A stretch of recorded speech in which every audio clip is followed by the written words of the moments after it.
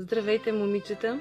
В Денят на жената се включвам, за да се поздравим. Обръщам се с много любов към всяка една от вас. На по-младата част от женската аудитория, прекрасните девойки, бих искала да пожелая да бъдат умни, да уважават родителите си, учителите си, възрастните хора, да се учат да бъдат независими. Вие сте дами, дръжте се като такива. На останалата част от прекрасните дами искам да кажа: обичайте повече, мечтайте повече, творете, благодарете повече. Нека около вас строи радост, любов и светлина. Поемете отговорност за живота си и взимайте мъдри решения. Развивайте се личностно и учете, за да може да имате самочувствие и да се откроявате с интелект.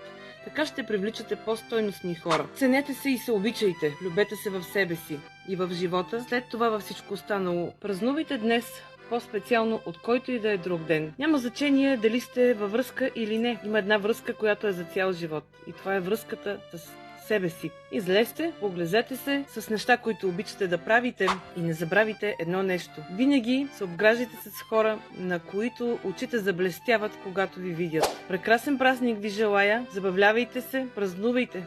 Обичам ви!